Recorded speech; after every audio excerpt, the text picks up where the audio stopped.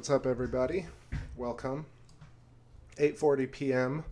Another space show in the works. Just getting set up over here. We got a beautiful 51.4% waxing gibbous tonight. Half full as I see it. And Terminator cutting through some amazing parts tonight. We're going to see all sorts of things. It's quite high up in the sky, and even though there is an air current, it's actually pretty crisp. So remember that 4K. Let me know if the audio is coming through all right. What's happening, TJ? Good morning. Good to see you. Kimmy and Super Must-See and Charlie Silverman, what's going on? And Phoenix. Howdy, howdy.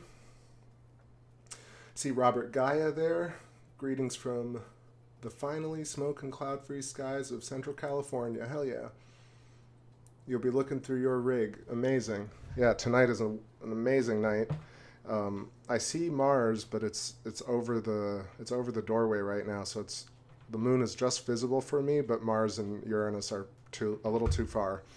So we'll see if it actually gets more within view as the night progresses. I finally figured out how to work the OBS rescaling issue, so now the text is right, my preview looks right, I got all my images back, and yeah. Is it half empty, right, TJ? What's going on, Vicky? Good to see you. Well, today is feeling pretty good, I gotta say. Glad it was calm. Let's keep rolling here with some tunes. Wait till everybody joins.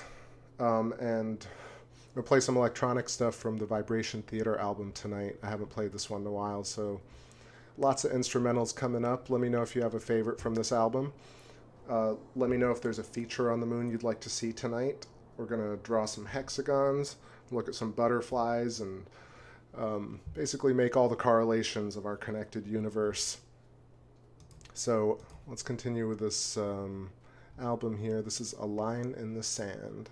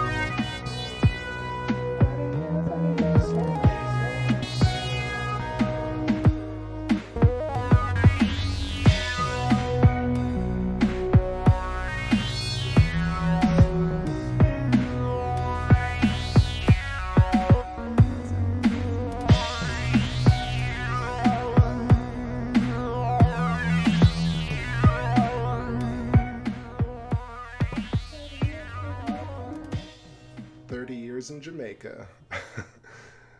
No, 30 years in the making, I think, is what I was saying.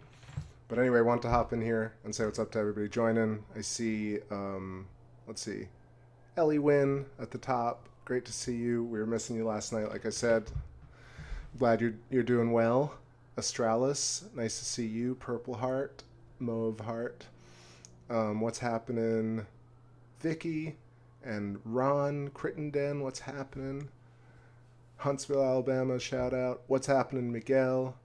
Alu, saludos, amiguitos. How's it going? I hope you're safe and doing well. What's up, Cyber Sully? Put on your moon boots and dance. Put on your moon boots and dance the loon. I hope that doesn't get me a strike. I always worry about these copyright strikes now. Jeez. It is indeed sharpness tonight like crazy, even though it's very high up and there is a bit of a cold jet stream, but it's clear. So nice. Did I miss somebody? I think Rastaman, right? No. Yeah. Well, if I missed you, let me know. Let's yeah, let's keep going here, but I wanted to call out a couple of features right now on the moon that I feel are just amazing. So at the very top right, let's just follow the Terminator line from the 2 o'clock position, and that's cutting through Mare Frigoris, that whole area kind of at the far right, and then it's cutting right through the Apennine mountain range. You can see that clearly. You see Archimedes and Autolycus. We got as well Aristillus, those two kind of very prominent craters right above. Actually, here I can sketch it, so that makes it's even better. All the things. Right, so Mare Frigoris right here, and then the Apennine mountain range cutting through here. This is part of our hyperboloid, or our apple core. You got Sea of Serenity, Sea of Tranquility, Mare Crisium, Sea of Crises, Sea of Fecundity. You got, what is this? I should know. Is it Gassendi? No, it's Langrenus crater. Langrenus, then we got Mare Nectaris over here, and cutting through this Aristillus, Autolycus, Archimedes. Going all the way down here, I want to say it's, we got Ptolemaeus.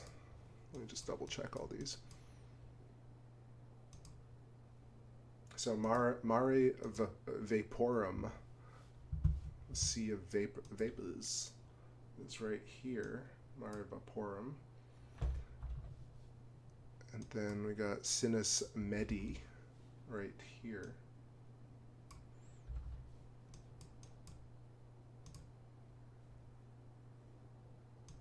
What is that? I feel like it's Ptolemaeus and Alphonsus. Yeah, right where this line is. I want to say that's Ptolemaeus and that's Alphonsus, but I could be wrong. It could be Ptolemaeus and Alphonsus. And this is Alba Tegnius and Sometimes the atlas doesn't look exactly like the moon because of the way it's rendered in this program, but I'm pretty sure that that was right. It was Ptolemaeus and Alphonsus. We got Arzachel, and then Walter Miller right here. Walter, that's that very cool diamond shape that we see. Miller, reverse diamond. And then getting down here, Tycho's right around here, Clavius is over here. We're just starting to creep in. So those are some of the features. Let me know if there are any particular places you want to visit tonight on the moon. Let me continue with some music here, and I'm going to flip it over so we can see some Earth shine as well. See what's going on. Maybe we can spot some Aristarchus peeking out from the darkness.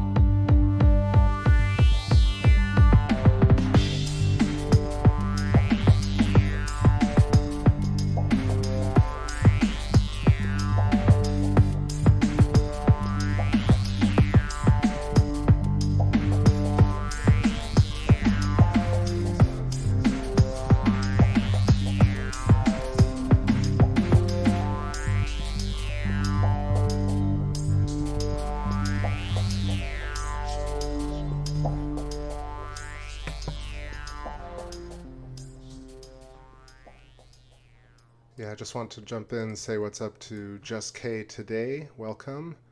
Thanks. Also, hi to Silent Murmur. Welcome. Lows and highs combined are the best. Yeah, this is the opening track on Vibration Theater album. So you guys can listen to that on Spotify if you type in TakeBackSpace. You can find this whole album.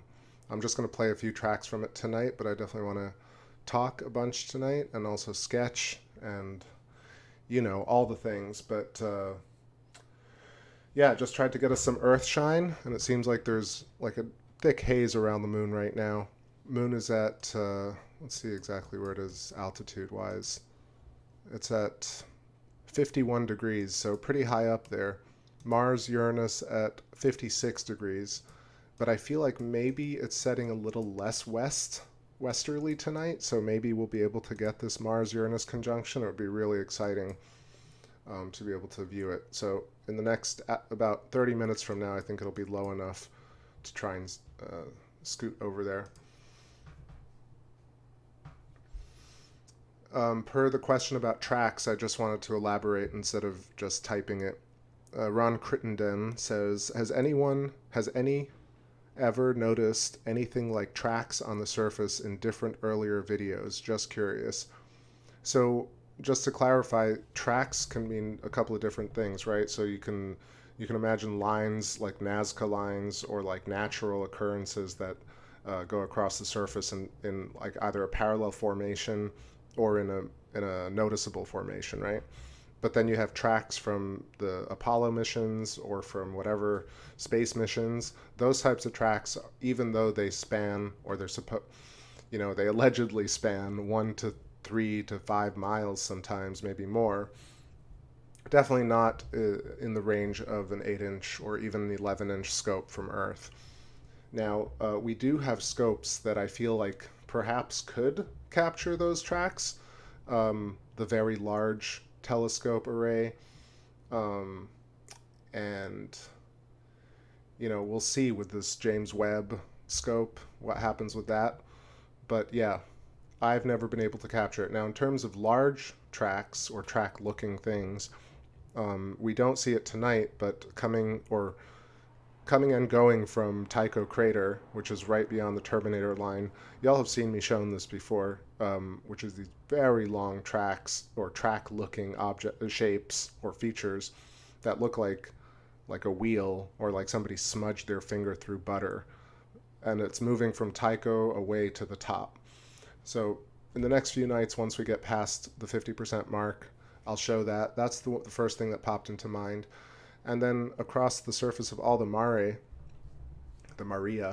you'll see these kind of white lines that cut across in all these different ways. And those remind me a little bit of like the Nazca lines, but they don't really, well, that's the thing. You want to say they don't make out anything specific, but in fact, because the geometry is pervasive throughout, if you draw a very simplistic stick figure, you're going to end up with something that is anthropomorphized ultimately, because the brain wants to create meaning out of it.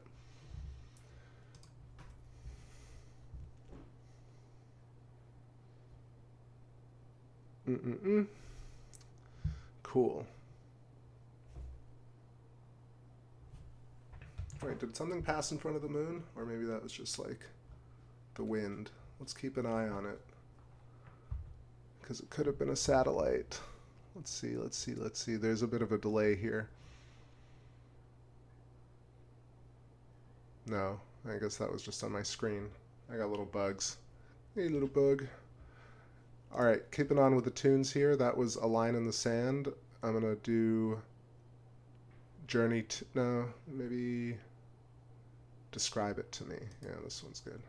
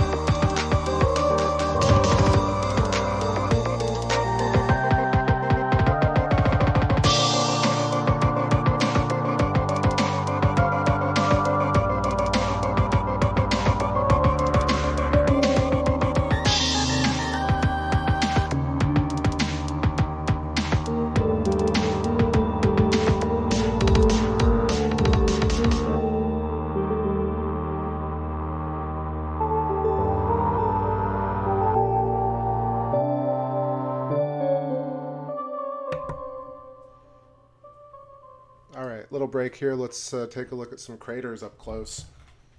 I'm just double checking these, but I'm almost certain the one on the right is Aristoteles. Aristoteles. And then the little, here, let me sketch it too, because I know it gets a little bit funky. Okay.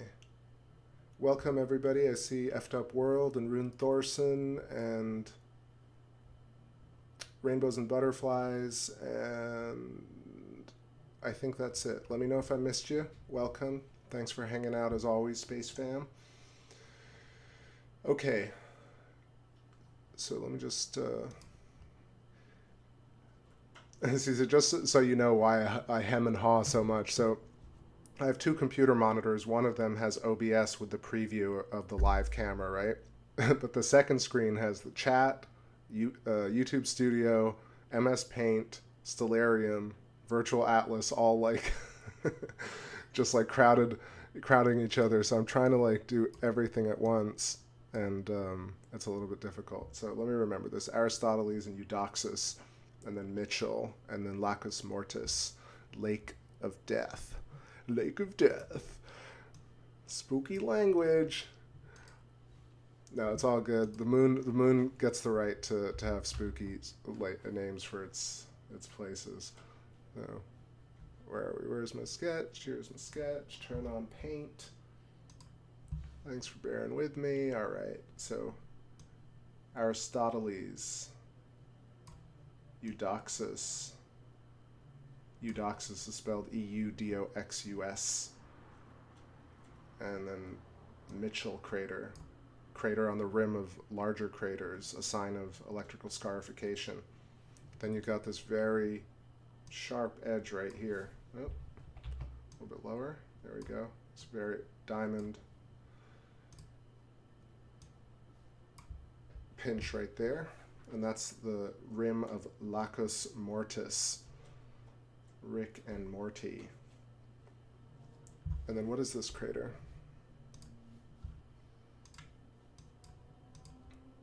That is Berg. Okay. Berg crater. And let's hide this for a second and see what else we got. I think it got dim, maybe due to haze. So let me just adjust this a little bit as well.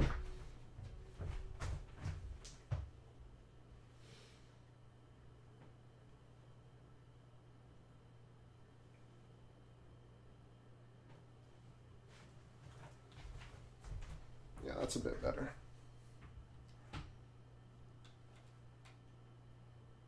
Ooh, so nice. Look at it. It looks like an elephant graveyard of sorts. This whole kind of gateway from Sea of Serenity into Sea of Tranquility, this area right here. So cool looking. So let's check.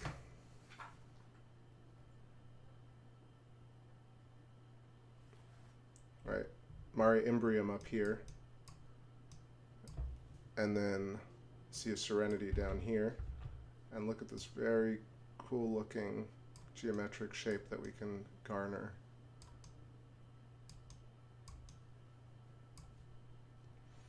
And then you can see right here, this is another hyperboloid or hypotrochoid or hourglass or pinch. And right at the center of this pinch where the oscillator would be, you have the gateway. You have the dielectric inertial plane. You have the torus. Oops. I should probably do this a bit wider, but let me lower this down a bit more. Wow, look at it. Every 2 seconds it gets so clear that it staggers the mind. All right, so.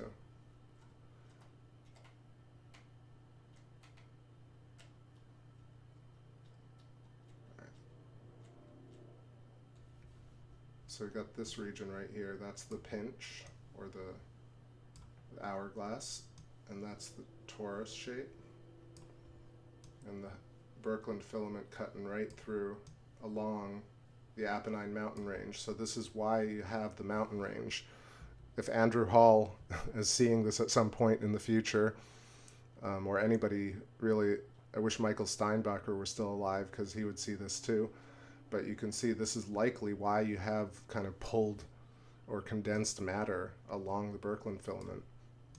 And right here where it would like just break open, you have where the oscillator would be. And then along the dielectric inertial plane, you have craters over here. So that's one way to look at it.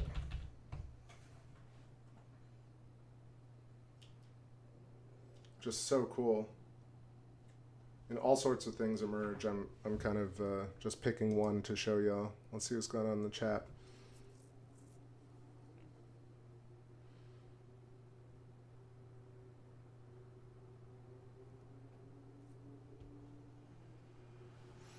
Okay, so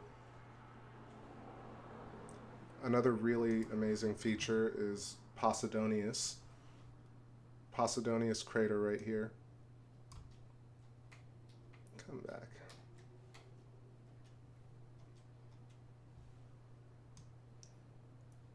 So this is Sea of Serenity.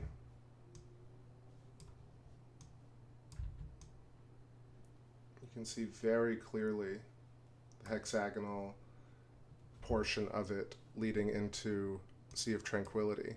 And here's your second hypotrochoid, hyperboloid, pinched tube with the Birkeland filament running through it, creating, again, pinched matter along the center axis, and then where the oscillator would be, at the center of this hourglass shape, you have kind of where the mountains cease to exist. So, sketch that one more time. For some reason I'm not seeing my cursor show up, that's why I'm having a tough time drawing. Let me see if I can make it a little bigger.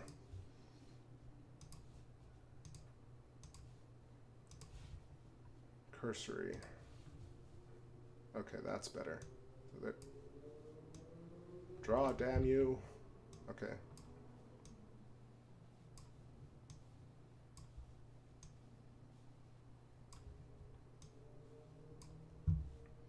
Side-by-side hexagons, Birkeland filament running through, Sea of Tranquility, Sea of Serenity, very clearly these shapes. And when I was growing up, and still now, if you type in hexagons on the moon, you'll basically get only my videos and maybe a Thunderbolts Project video. And that's just crazy because it's so apparent.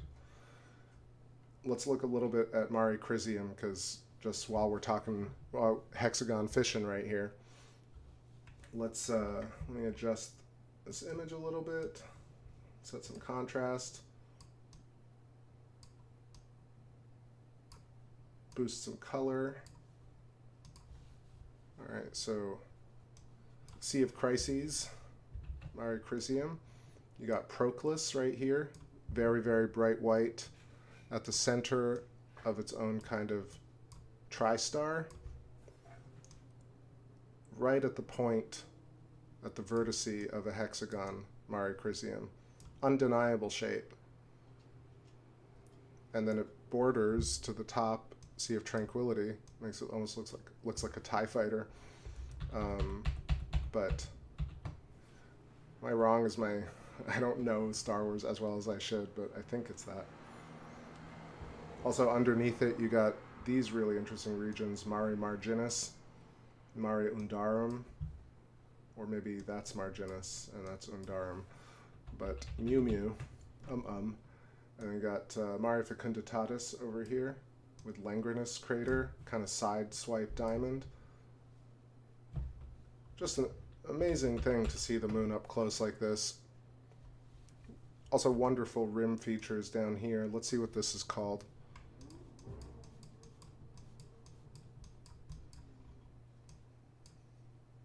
That is Mare Smythii, M-S-Y-T-H-I-I, Smythii. Yeah, really cool looking Mare right on the edge. And you can see the darkened portion right here.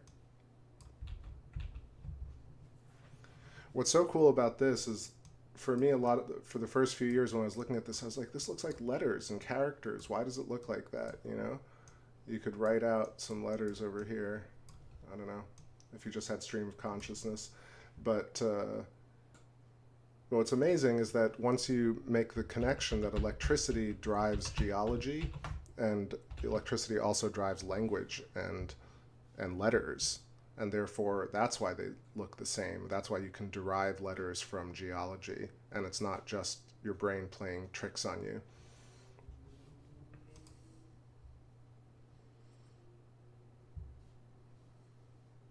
Silent Murmur says, I just realized that the pinches happen on the XX and Z planes, or the XY and Z planes. Yeah, I mean, I was looking at Orion after we were talking yesterday, and just seeing that Orion is twisted, right? We're almost seeing two different superimposed hypotrochoid toroidal geometries on top of one another when we look at Orion. But then if you look at Orion from the distance, if you this is a shot that I can't really show because you need the wide, you just need to look at it with your naked eye. But if you look at Orion's belt and then you look at Rigel and Betelgeuse, you'll see that Orion looks like a bow tie, which in and of itself looks like the belt, where the belt is, even though the three stars are at an angle, that would be the center of the hypotrochoid. And then where Rigel and Betelgeuse are, emanate outwards in that toroidal electrogravitic line. Let's jump in here and take a look at Theophilus, Katharina, and Cyrillus.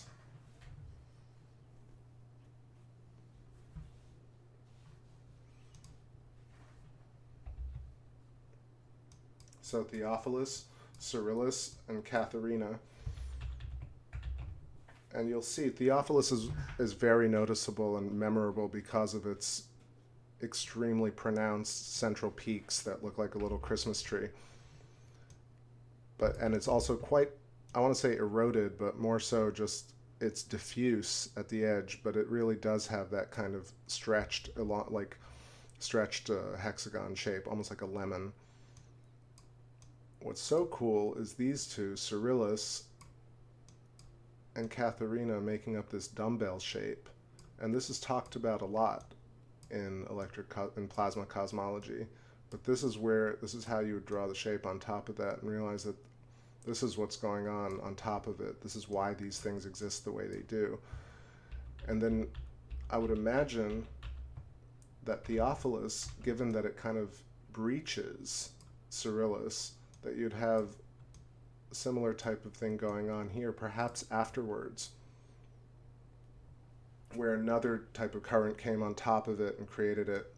This central peak of Theophilus is so important, and I also have never seen a lot of research, or any research, on Theophilus, to be honest. I mean, you can type in Theophilus and you'll find LRO imagery, and you'll find NASA has like 2-minute vignettes on these craters, but I think it's worth these features, this chain of craters right here.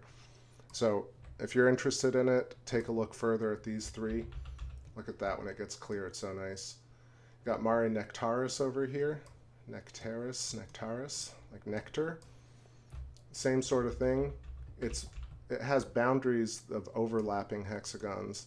So you get this kind of shape where you have a bit of a Vesica Pisces here, and you have superimposed hexagons as opposed to like hexagons that are right down the center. But really overlapping superimposed Birkeland filamentary structure with the centripetal convergence and centrifugal divergence emanating and reacting with the shells of plasma and the oscillator at the center of all these shapes. I say that very flippantly, but for me it's just so clear now. So let me know if you have any thoughts on that. Let me check the chat room here because I feel like I'm just going off on a rant.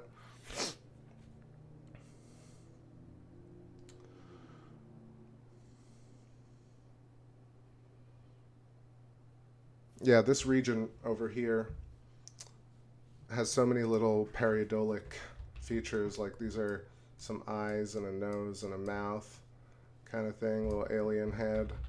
You could also draw some, you got the toroidal shape, hypotrochoid, Birkeland filament.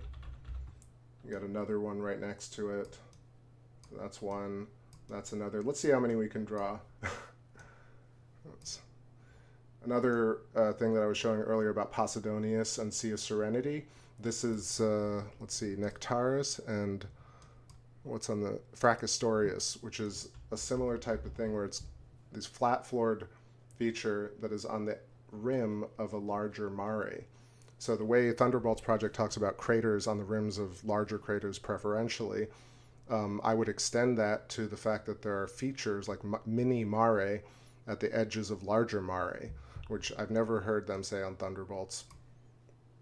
Definitely not for me trying to like boost my ego, more so like to make note of what's augmented about this type of research for me, because Thunderbolts Project has definitely blew my mind when I first saw some of those videos about the electrically scarred moon, and then you see the stuff in the laboratory with Billy Elverton, and then your brain makes the connection once you start looking at the moon with the ability to shelf standard cosmology and say, okay, that's fine, but what else? So, let's see. A couple of other notes, and then we'll get back to some tunes because I need to stretch already. But another revelation, right? Like, why do we see features like this kind of snaking mountain range? Well, because you're getting this kind of shape emerging from the oscillation. And I believe that if you follow the pathways here, that you'll get a much larger hyperboloid along this way. So you have fractally nested hyperboloids. And this is why you get mountain ranges, I guess, because the energy closest to the oscillator will be the most active.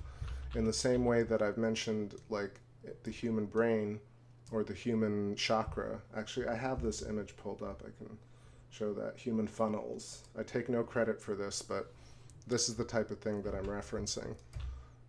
So this would be the Birkeland filament, and then around the body you have the apple core, the apple flesh, sorry, and the human body is the core, and the whole body with all the chakras is oscillating as a single oscillator with the flesh of our existence, our conscious plasma layers that are cymatically encoded. But then similarly, when people are like, oh, the brain, the stomach has its own brain, you know, when people say that, what do they mean?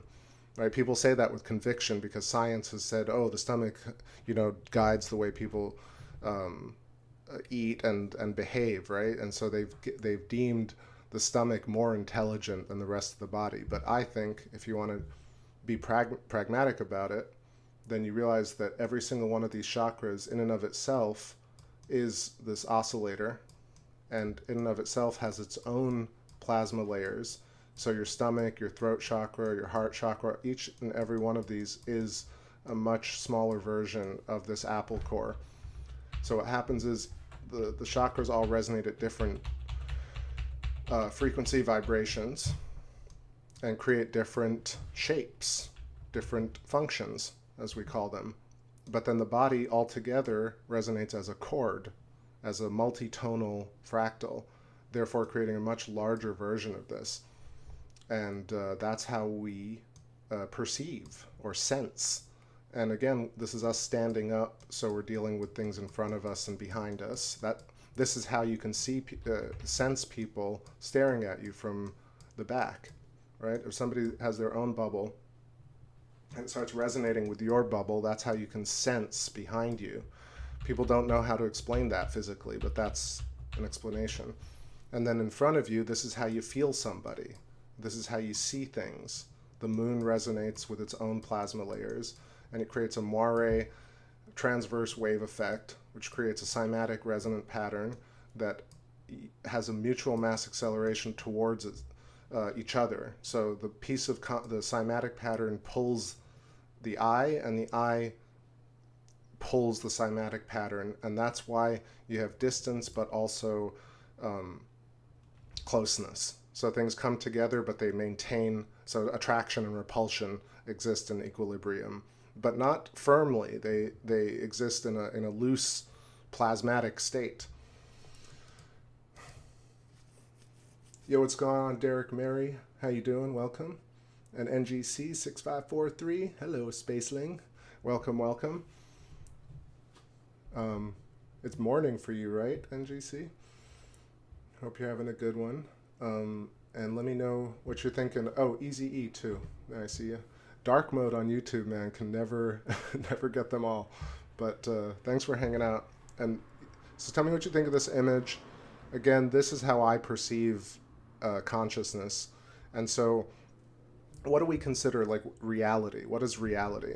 Right? So reality to me is such that when you're grown along a Birkeland filament from a tiny point, we the self, or the Godhead, or the electric Birkeland filament that's carrying this information, starts to grow a fetus, and the fetus grows and grows and grows, and as the fetus is growing, it's growing these plasma layers too. So your birth ends up over here. Why does it end up over here? Because the first oscillation creates one layer, and by the time you're, let's say, 50 years old, this layer has traveled all the way out and has become diffuse. This is why people forget things like why you can't remember your birth, even though people say you remember your birth. This is why, because the plasma layer at the very edge is very diffuse in terms of cymatics. It's much harder to send a signal to this layer and say, oh, I remember exactly how I was born. So what happens? It oscillates, that's your birth, and then because the oscillator is also inside this shell, it resonates with this shell, therefore it pushes this initial birth layer outwards, and an additive combination of the oscillator plus this layer creates this next layer. It's a self-feeding equilibrium that's along a Birkeland filament, and it's constantly powered from the outside. This is how we're connected into space. And from the eye, this is how we send a signal to space and receive a signal. And this point right here, Rupert Sheldrake, Eileen McCusick, will, this is what it's all about. This is what happens. This shape, even the cymatic patterns are made out of this similar hypotrochoid toroidal superimposition of geometric inherency. Yo, Cyber Sully, take it easy. Thanks for hanging out. NGC, so we get fatter layers as we get older. Well, I would say maybe they get more diffuse, but they just get like physically further away from us. So what I was going to say, right, is we're creating these layers additively. 10 years old, 20 years old, 30 years old, 40, 50, 60 years old. If you remember something from your midlife, it's physically closer to you. Therefore, you can resonate with it on all these different... This is how you remember... I guess dimensionality, maybe. This is how you remember sounds. This is how you remember feelings, or, every sense is a particular synchronistic resonant vibration or sympathetic resonant vibration. And then together you get an entire cymatic that creates what we perceive as a three-dimensional holographic memory of reality, right? Where you remember all sorts of things, like the people around you, the smells at the time, the way you were feeling, the way you looked. These cymatics, I would imagine that if Rupert Sheldrake were talking about this, he would, I don't want to say he'd agree, but I think he would probably extrapolate or elaborate on the same sort of thing. So these cymatic three-dimensional holograms are mix and match of all these different types of senses. Some you remember better than others, some you smell better than others, some you remember visually but not what it sounded like. And then when your birth, if you're 60 years old, so hard to remember your birth, right? But if you're 10 years old, it's likely you remember your birth because it's much closer to you. And so short-term memory, I imagine to be right here. Right, everything that's happening to you right now is created right next to your body. If you see images of what's it called, Kirlian photography, you'll see literally these lightning bolts around the human form. If you've ever read the Celestine Prophecy, this is a physical manifestation of that. Where in the Celestine Prophecy you just have to imagine, because they never mentioned plasma or shells. This is really what it is physically. So, little break here because I'm already burning, but we'll do more of this. Let's check out what's going on with the moon here. Whoa, lost our Luna. Jedi Princess, what's happening? Lady J. Tell me if you don't want me to call you that. I get it. Ripping it from Genghis last night.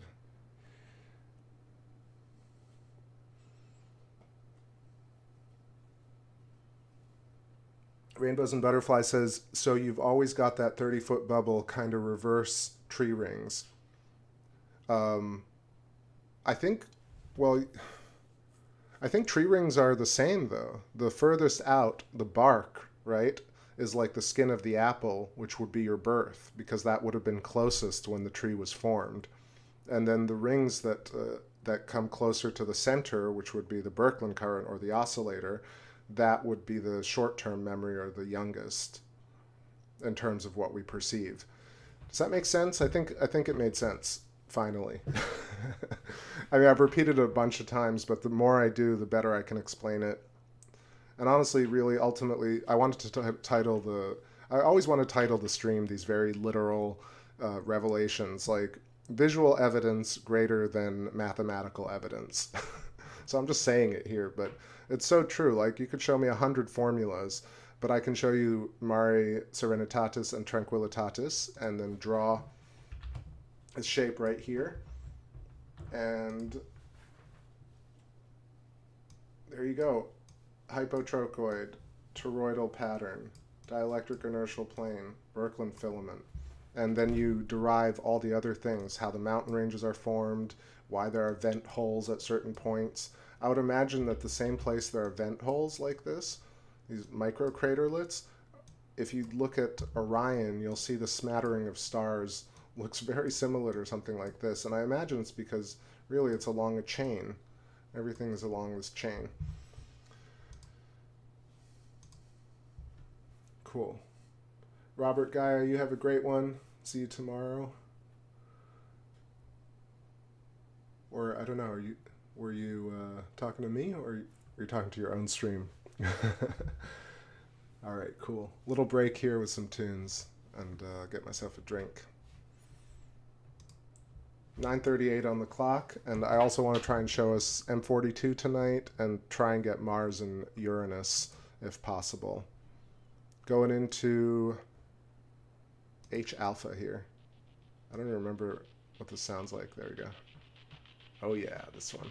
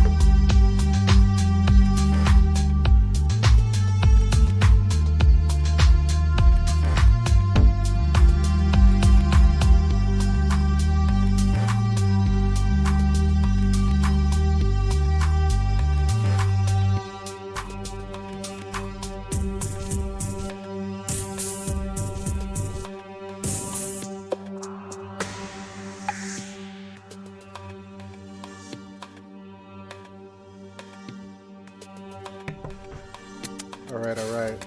Stepping back here. Sending tons of healing vibes to Jedi Princess tonight and Isabel. Your sweet doggy. Good doggo. Having a liver and kidney issue.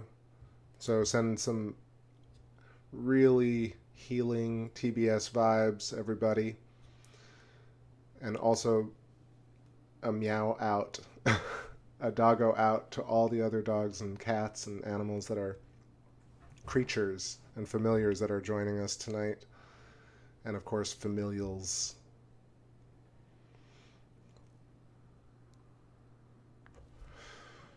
Got a little buffering going on.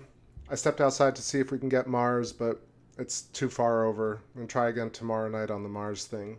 But we got some gorgeous moon, and it's not going too far to the west, so that's nice.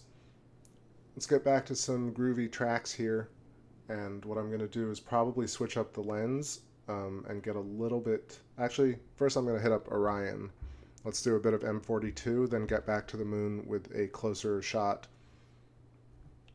Because I think Orion's looking kind of amazing right now. Let's see how clear it really is. Let's pulling up a different playlist. Let's see. All right, kind of moody tonight. Let's keep it moody with Pulling Myself Back, White Wizard, and then Prism Dagger, and then Hollow Moon. Let's go those three.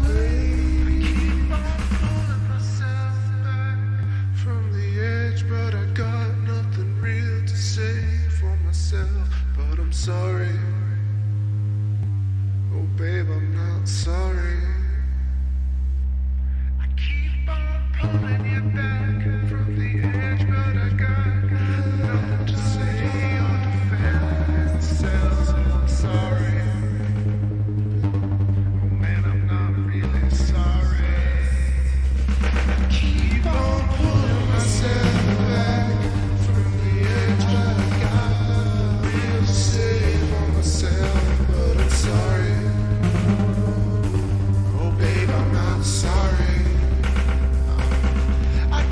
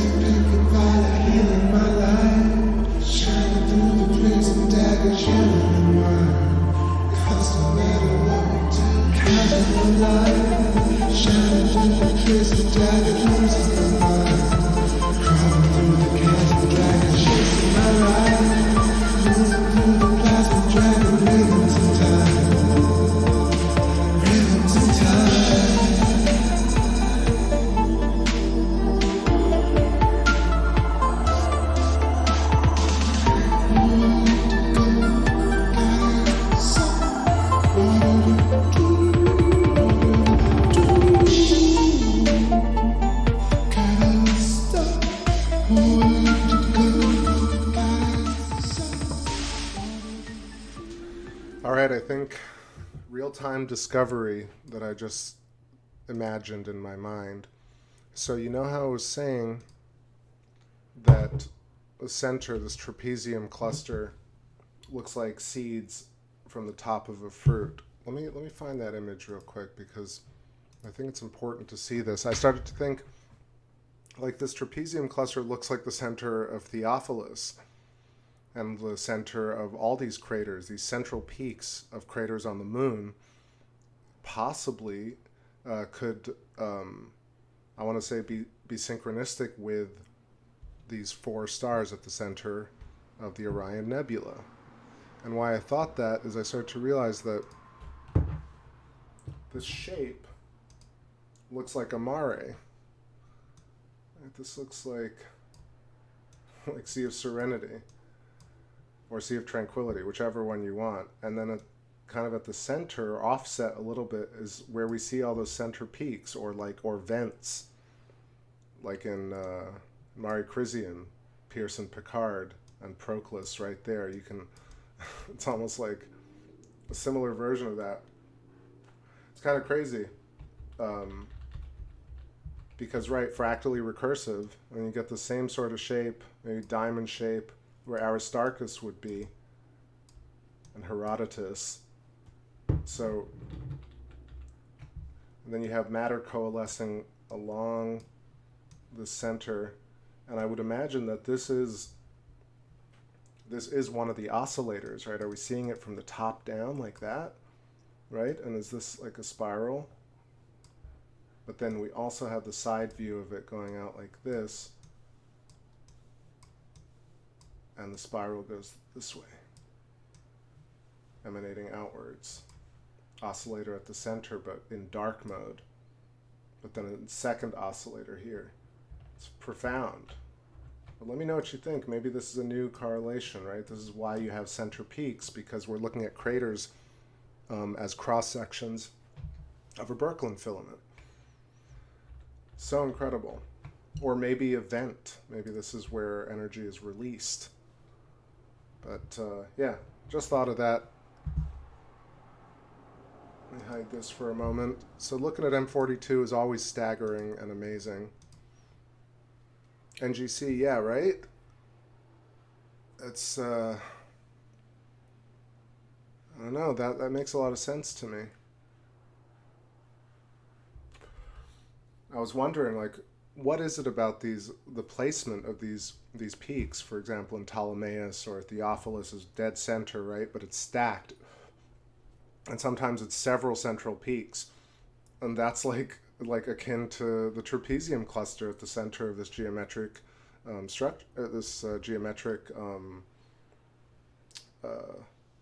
electrogravitic field.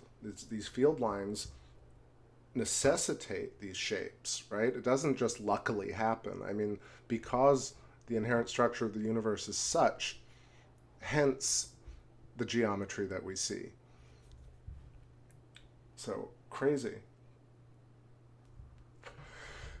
Yeah, it's just crazy. Let's get back to the moon for a second. I just want to get a bit more footage. You can see when it clears up, it's so damn nice. And again, the idea is, right, we have oscillations, and like I was saying, short-term memory with the plasma layers that are closest to the oscillator would probably resonate more strongly with the oscillator than diffuse shells at the very edge of it. So if we were to imagine it around the trapezium cluster, this is why we get more intense color here versus diffuse color over here.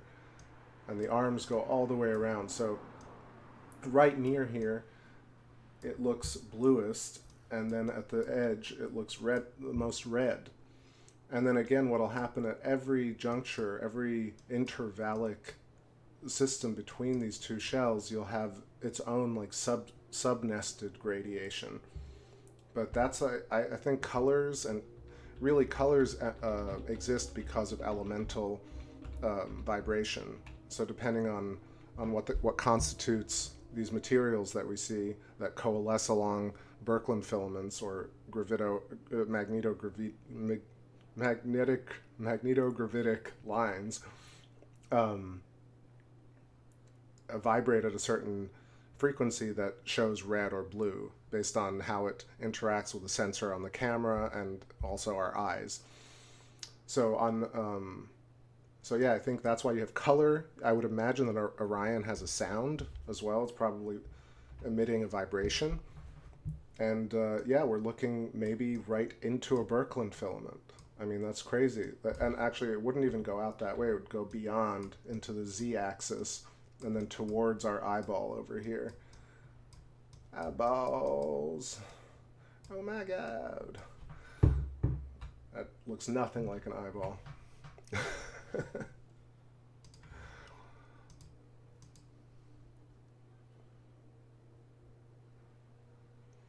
Okay. Get back to the moon, unless somebody wants to stay here on M42 for a little bit longer. Let's get the vibe a little bit higher. I think I'm done with the moody tunes. Let's do Rebel here. Don't trust the Rebel. What is left to say on the edge of the shores of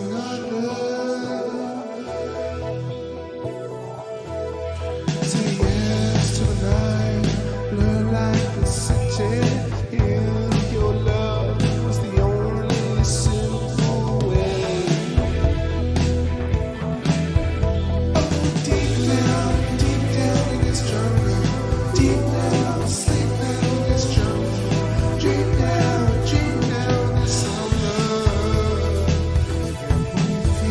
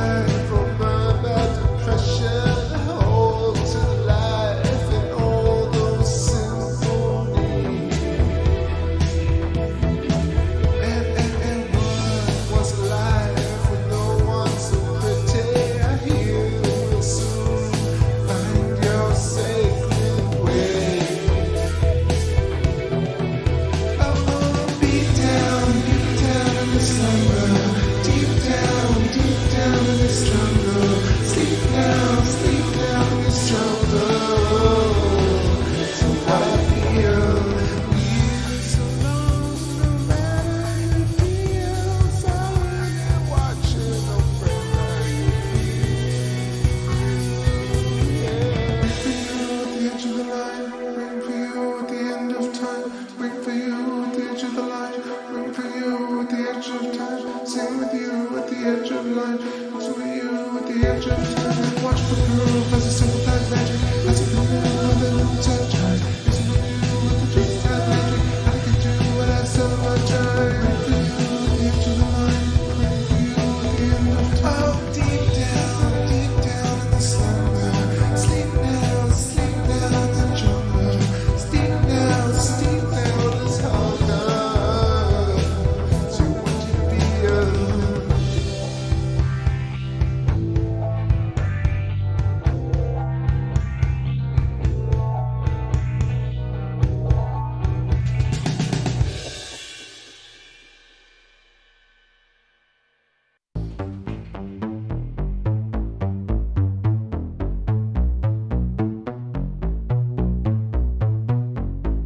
Do you know why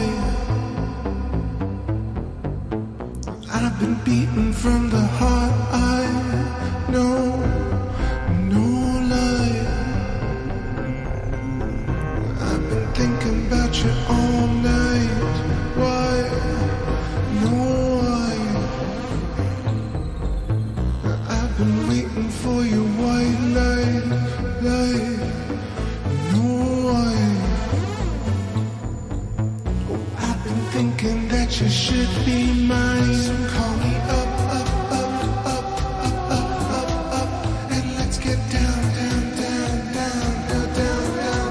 So call me up, and let's get down.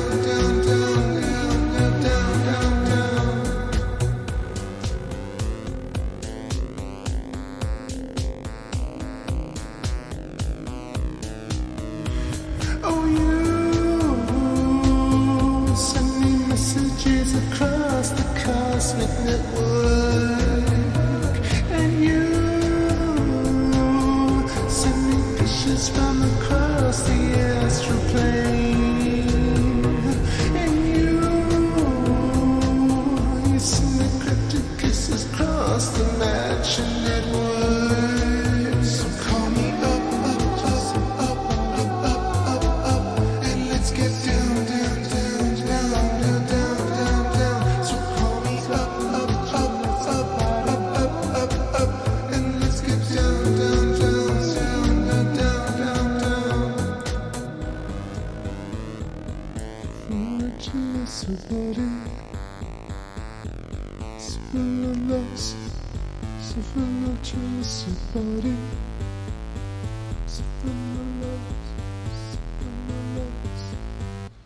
Je t'attends, mon amour insensuel, assis dans mon canapé cinéma, achetant la éternelle, avec volant sans billet. Je suis là même tout en avant les chaque jour. Je t'attends, mon amour, avec les mecs sans agrévé. Et c'est Lunar magnétique, c'est l'amour magnétique, c'est mon amour magnifique. Cool running, no water.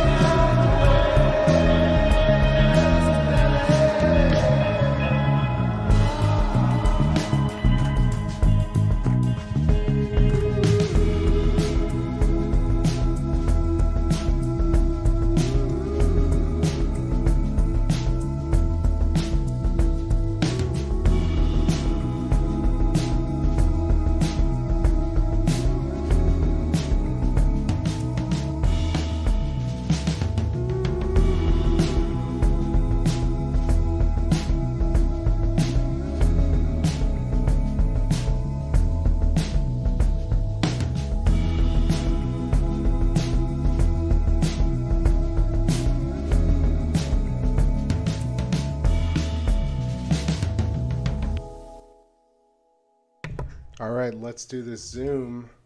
Has a little bit of golden, and it is crazy sharp. So cool.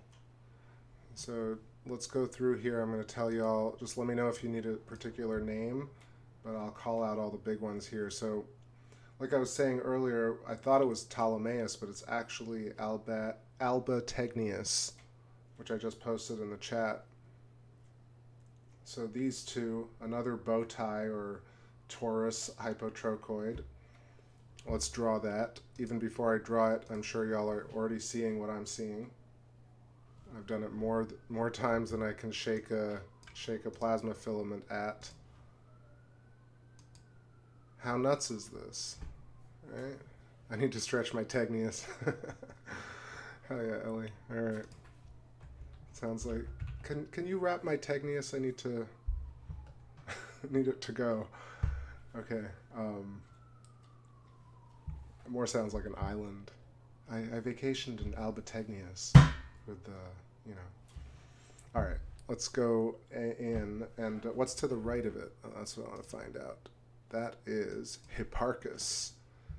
And I feel like Hipparchus is one of an ancient Greek philosopher, Roman philosopher. Let me not mess that up. Let's see, Hipparchus.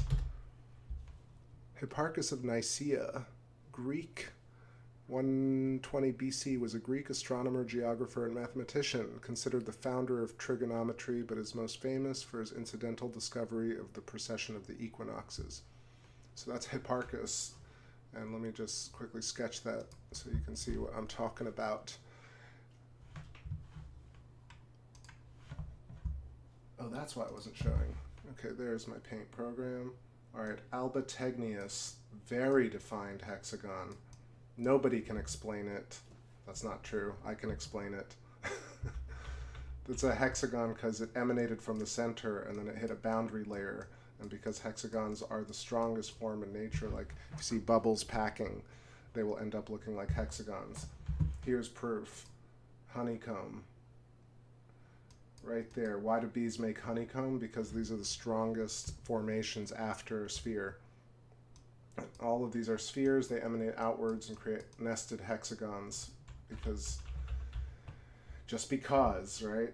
No. Well, because if we make our own bodies and we crafted all these hexagons, then we should know why we did it. And I think the reason is to experience it. That is the only simple answer to life, is to live. Because otherwise you don't really have any other reason to live. So center peak, as I was saying, this kind of triangular formation, if you start imagining it like the Birkeland filament, the center of a Birkeland filament, so we're looking at nested, all right, wait, let me just do this first part. So side by side, this is the bow tie shape or the toroidal shape. Torus, hypotrochoid, hyperboloid. You see the very defined X shape, Birkeland filament going through it, dielectric inertial plane. Right, what else can we draw around it, right? This is why the bridge of, if you look at yourself in the mirror and you look at the bridge of your nose will fit in here, your eyeballs will fit in here, your eyebrows will draw out that way because we're grown along a Birkeland filament. This is why features like this look like the human form or the face of animals, is because they were formed under the same conditions, this pinch right here of this oscillator. This is why geology, and this is why human form and all creatures are created along Birkeland filaments. More proof.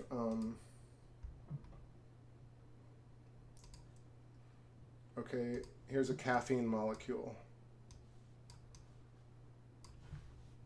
So why would a molecule be even denoted this way? Right, you have the same types of shapes. Ooh, Mary Quite, what's going on?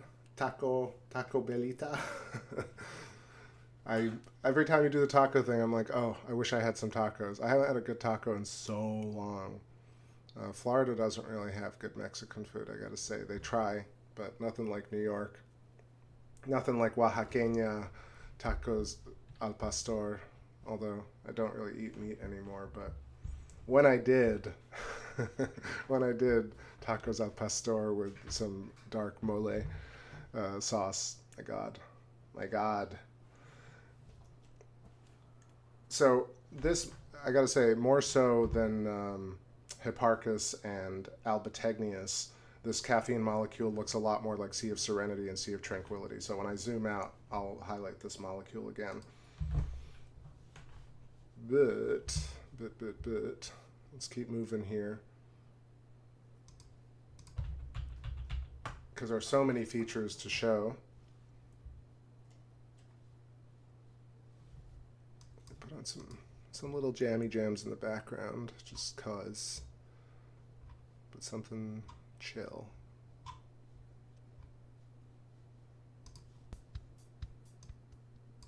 Okay. All right, now here's an amazing feature. Very pronounced diamond shape. I'm just finding the name.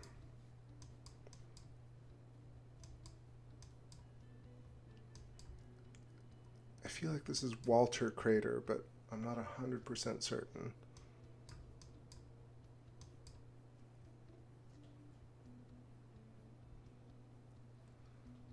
Bear with me here. So that was Albategnius. I'm just going to count from Albategnius. So Albategnius, then to the left of that would be Parrot. So right here, Albategnius bordering with Parrot. That's a lot more like that molecule shape, side by side. And then after Parrot, we got this crater. That's another one that's like hexagonal. Small craters on the rims of larger craters. Also the same dumbbell shape that we saw earlier. Stop shaking. This dumbbell shape over here. The same as we saw with Cyrillus and Katharina. All right, what crater is that? That is, what is it? I see Parrot. Maybe it's a secondary Parrot. It looks so cool. It looks like one of those geometric drawings, a pentagon with vertices. So to the left of that, you got Faye, Delaunay, Lacaille, Blancanus. Is that what it is? Maybe it's Lacaille. Or is it Purback? It's tough. Actually, I know what I'm doing. I know what to do. Okay. It's because the Atlas has its own Terminator line, and because it looks different than the real moon, I'm like, which is it? Sorry, so I'm talking to myself a little bit. Lacaille would be that one.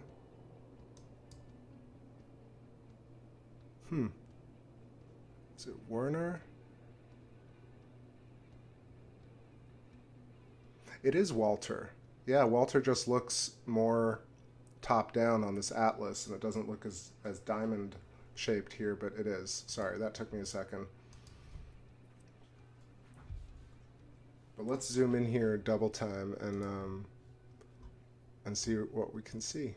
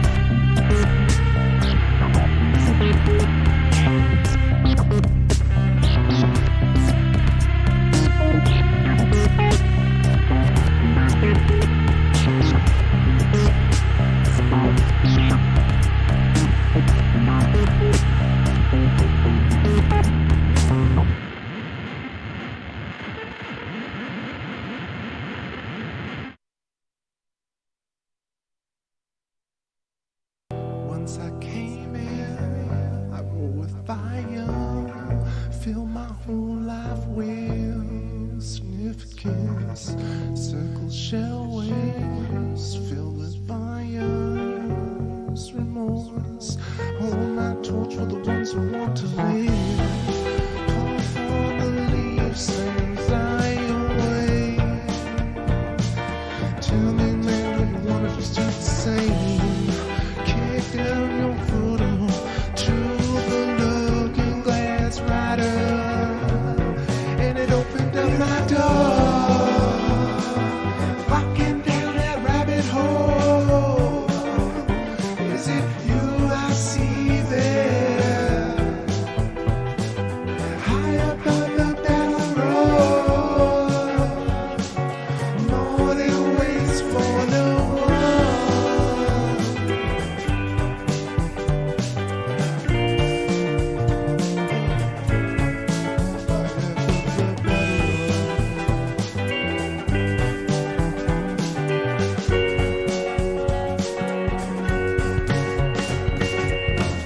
Oh, you're just a stranding wave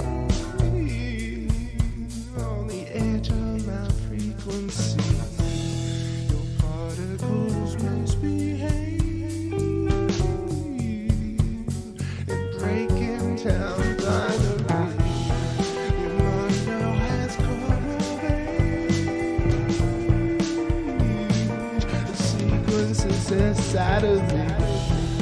Push your eyes down through the looking glass spiders and open up your hole, rocking down that rabbit hole.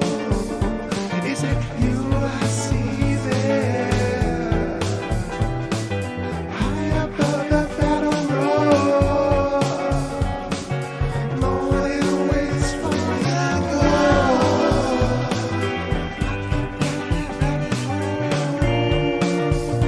Is it you I see there,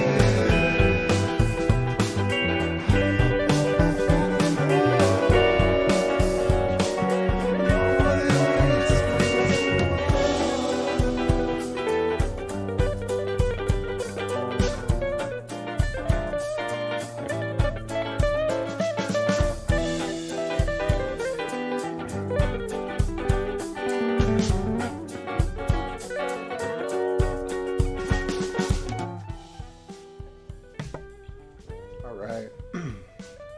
I think I'm losing the view a little bit because it is actually setting more and more west, and then the palm trees are coming in, so that's why it's getting dimmer. But holy crap, how clear is it tonight? I mean, even y'all OGs know how sometimes we get these special clarity nights, and this is one of them. So I was looking at, hold on, get this wide shot moving, just make sure what's going on. Yeah, definitely losing a little bit of brightness on it. Let me center this and talk for a second before we lose our moon.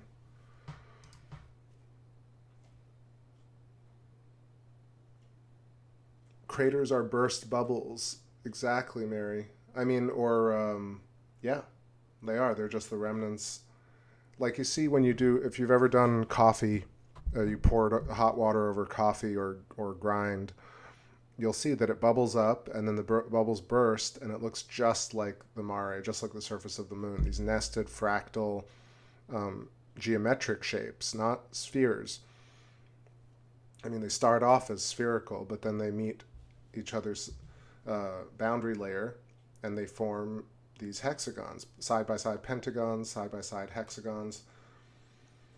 It's a shame that, yeah, you see how much brighter it is on the left. That's because the windowsill, the house sill, or the roof is actually just starting to encroach upon our view. I wonder if I shouldn't just move the scope a little bit. Why not? It's so nice and crispy. If you all give me a moment here, I'm going to try and move it without breaking everything. Here's some tunage while I move the scope down one step on this flight of stairs. The further away it is, the more like hairy the wiring situation gets, but it might be worth it tonight. Let's do it. Did dream, here's Electric Blood, one of my new favorite ones.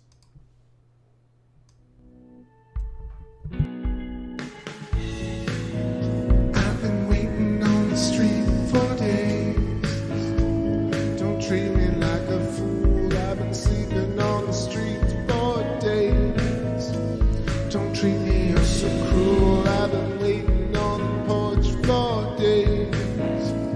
Don't treat me like you're cool. I've been waiting on the sea for years. I've been waiting for the secret all along. And you know what brings it? Don't you know what soul can sing? Singing about this dream so long for you. I've been dreaming about the song. So long for you, I've been singing about the song. So long for you, I've been dreaming about the one with you. I've been singing about this dream. So long for you, till I see the color of your eyes reflected in the picture I made for you. Oh no, then you know what brings it, and you know what soul can sing. But you know what brings it, and you know what soul can. We gotta go, oh, it's what brings it out, and you know what soul can sing. Got an electric light, what brings it out, and you know what soul can.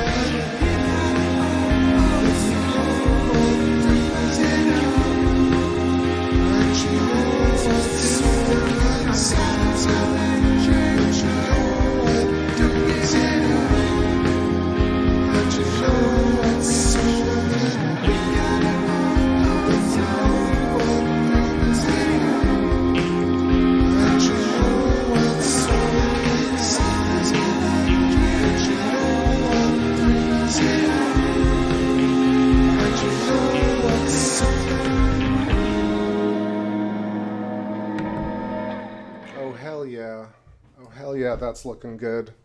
All right, so that worked. I put it down one further step, and so it gets us another 20 minutes with our moon. Look at how crazy the Apennine mountain range looks. This is the mouth of Mare Imbrium. It almost looks like the face of a spider here. You can see the reason spiders look this way is because spiders are grown along filaments. I'm a big fan of spiders. You see it? This is where the eyes would be, and the little fangs, and the arms jut out that way. So, Mare Imbrium, north, Mare Serenitatis, south. We got the Apennine mountain range looking amazing. These are like 11,000 foot. Wait, is it 14? Yeah, 14,000 feet. Tall at certain regions. And what else is going on? Lots going on here, right? So we can see the hypotrochoid or the hourglass pinch from the side view. So zoomed out it would look like that, right? But much larger. Same thing, this is sort of like how we're seeing Orion or the trapezium cluster. My drift got all screwed up though. Hold on, come back. Come back. Yeah, jumping spider, exactly. So yeah, hypotrochoid or hyperboloid or hourglass shape on its side view. So Birkeland filament going this way, right? Counter-rotating currents, counter-rotation, pinching all the matter that we see. That's why mountain ranges coalesce, the coalescence. Why does it coalesce? Because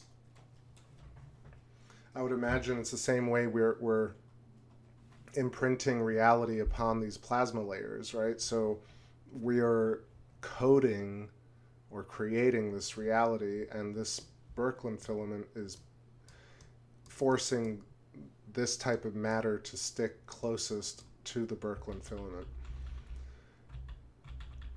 Maybe that didn't make sense, but I do imagine that the highest frequency vibration would be closest to the center, and the more diffuse would be further out.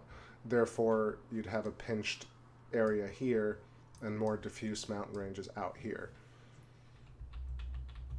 All right, what else do we see? Besides physicality, just imagine standing here and looking at this gateway of mountains. How cool would that be to be able to drive through this into Mare Imbrium? So even though I talk about the moon so physically and maybe sometimes less mystically than some people talk about it, I do also feel the mysticism of it and how crazy it would be to really be on the moon, or even see it like this and just imagine that you're driving your anti-gravitic vehicle, lunar vehicle, through the gateway of Mare Imbrium. What else do you get? You get Bill and Tedimentary. You get tons of these little dendritic ridges all over the place. And these, I think, are due to the same sort of thing. You have, not only do you have movement and vibration along this, well, the hypotrochoid here, but then again, I imagine it's also going this way. So you have superimposed, and they're creating kind of dendritic action between them.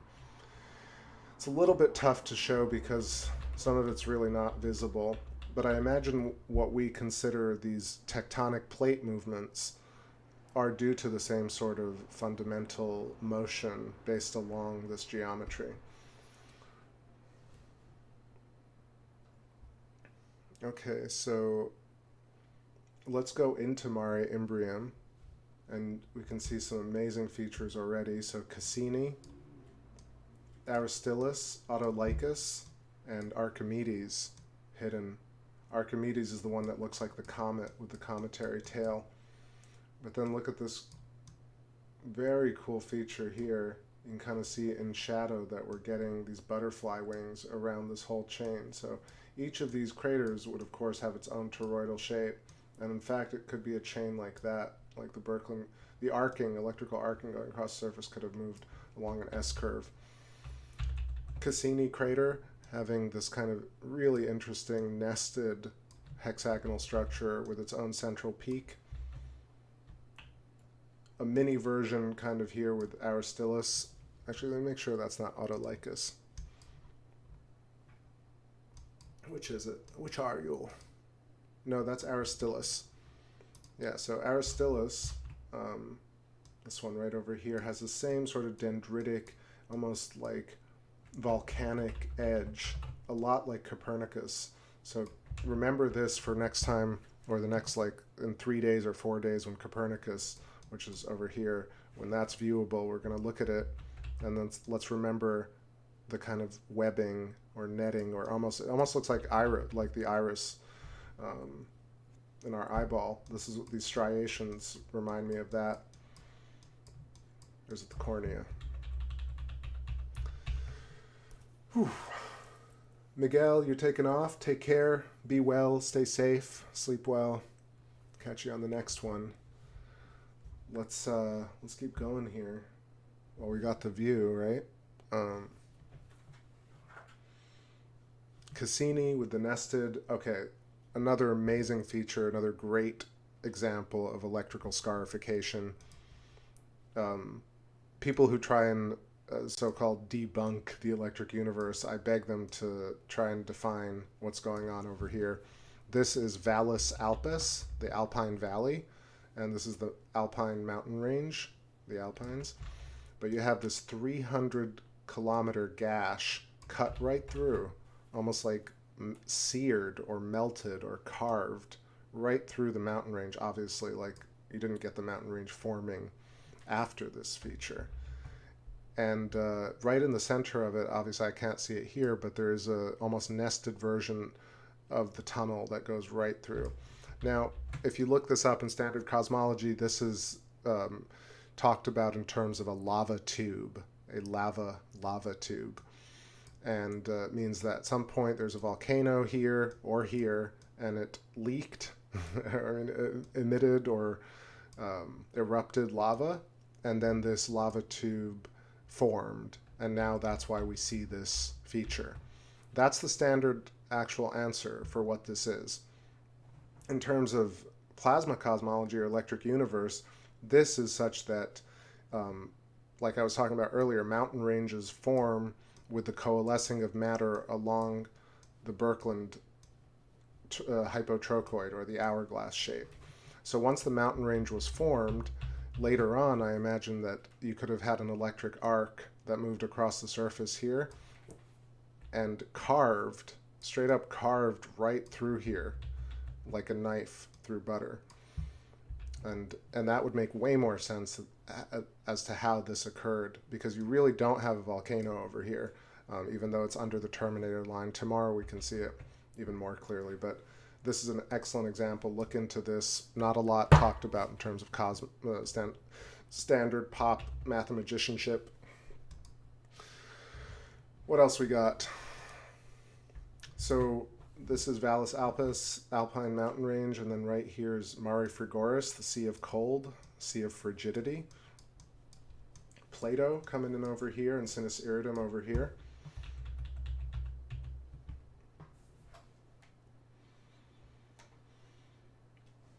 Got a little chilly, didn't it? But still looking good, still looking amazing. It actually is way clearer than it was earlier. It's just so crazy. Is this Hercules and Atlas? I think it is. Which is which, though? Just double check. No, I was wrong. I was wrong. That is, right? Yeah, that's Aristoteles and Eudoxus. It's the ones I showed earlier. Let's see where Hercules and Atlas are. I think they're just a little bit further. Are they further north?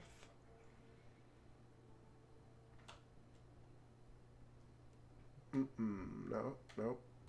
Maybe they're further south. I know that Hercules has like its own nested crater, like micro vent. I think it's that, yeah. It's just very bright, but this is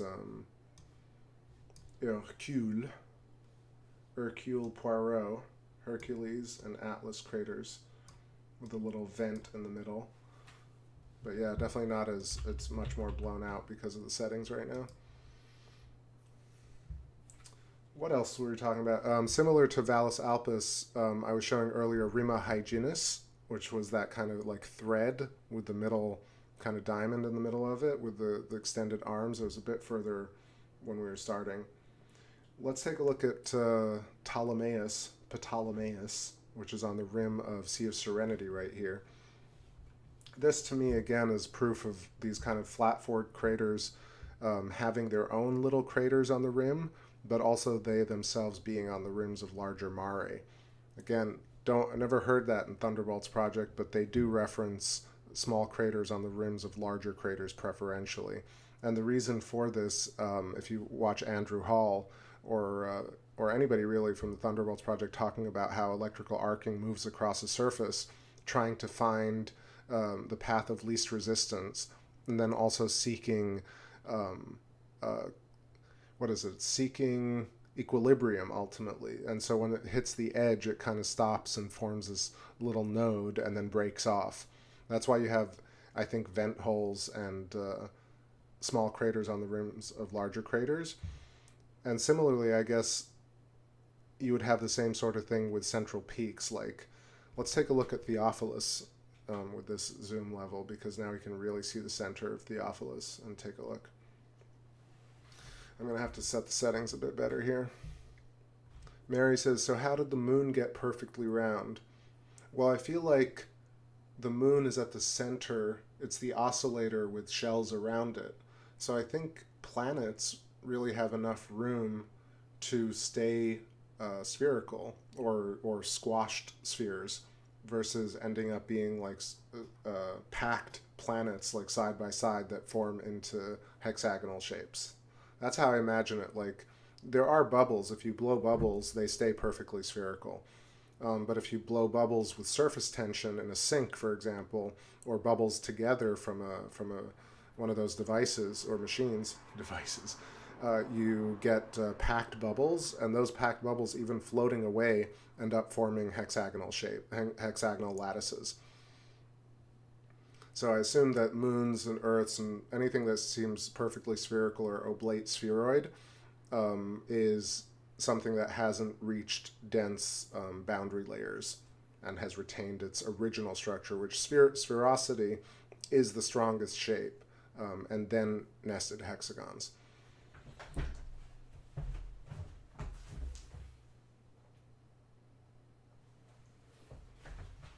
Oh, whoops. What am I doing there? So.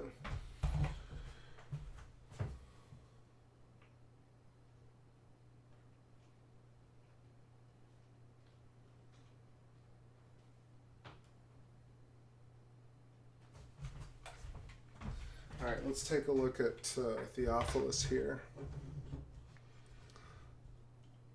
Also, Mary, that's just my take, but that's how it makes sense to me, you know? Like, I just kind of equate all the stuff we see on the moon with real-world, tangible things like electric scarring in the laboratory with high voltage on clay or sand per Billy Yelverton, Electric Universe Eyes, Terra Vision. And then you see Andrew Hall's work and all the geology, like electric geology on Thunderbolts Project and how they talk about it. And then you look at the surface of the moon and it makes a lot of sense as to how these things form. And then I've shown this before, but bubble packing just really, or just pouring over coffee in the morning, you'll just see this. So Theophilus is not as sharp as I thought it might be. I think the relief is changing, but look, you can see the conical. This is what's crazy. You can almost see the trapezium cluster in the center of Theophilus.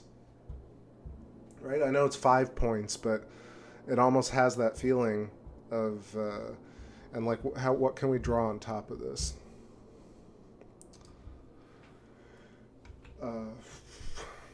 So if you imagine that this is the Birkeland filament, right? This is our hypotrochoid, or hourglass shape.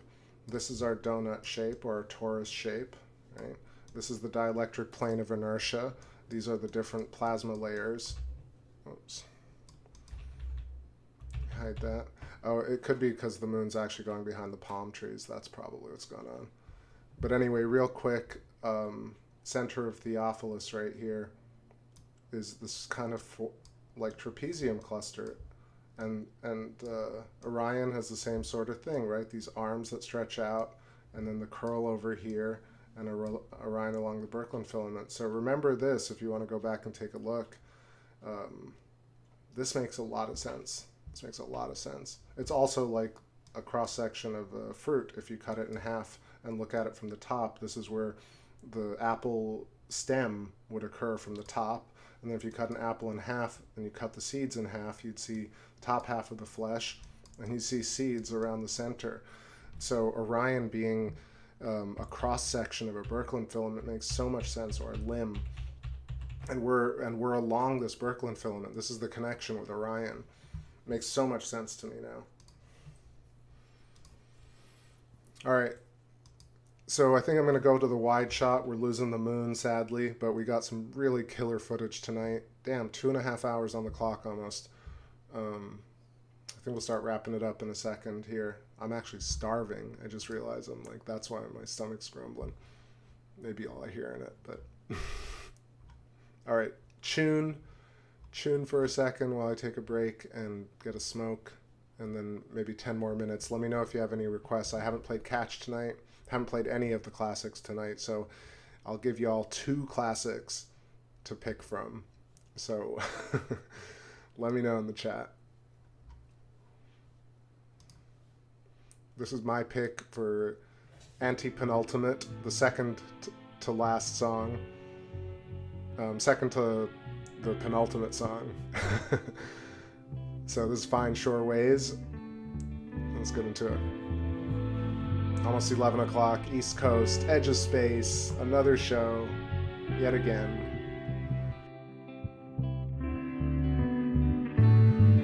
Like a fifth wheel, I'm laying low here with an old friend. Bouncing waterfalls, like a history. High, singing low, like the cold trace of the soul track. You brought me down to the wall. Forget about the land you knew was strange. Remember all the love you knew was fake. Won't you close your eyes? Relinquish every step of the way. Oh, terrestrial, and all your memories, like a cold hand. What's up your sleeve, like a death wheel? I'm rolling down. I'll be toe to toe with the truth you know.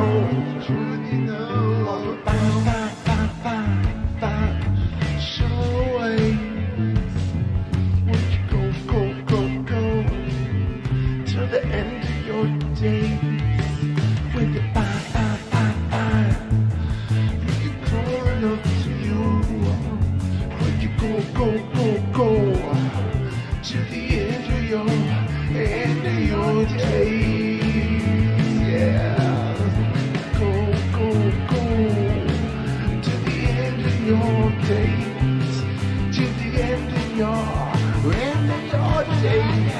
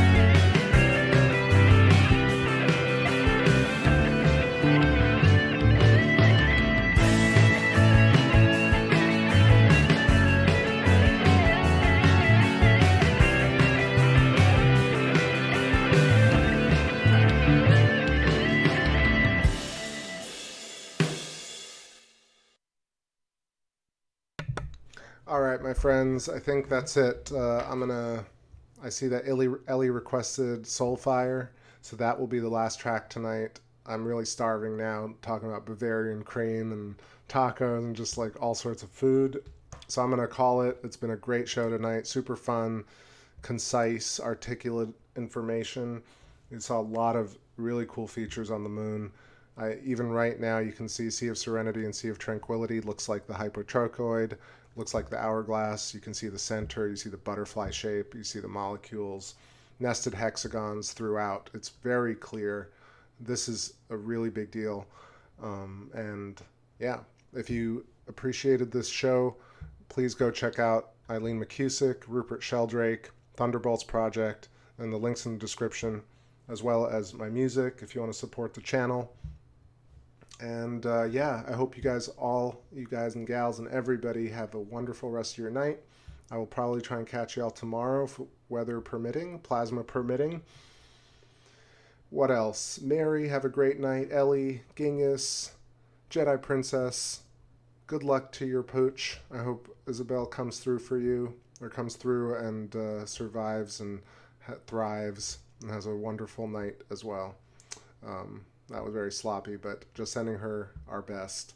Astralis and Jello and Miguel, Vicky. Let me see if I can see. NGC, great to see you. Thank you. And Richard Garcia, Rainbows and Butterflies, Genghis Khan. I think I've said everybody a couple of times now. Kimmy, Debbie Carson, I know is here. All right, everybody. If I missed you, you know I still appreciate you. And everybody, yeah, definitely go check out all those different links I said, and I'll catch you on the next one. Captain rolling off for tonight. Peace, everybody.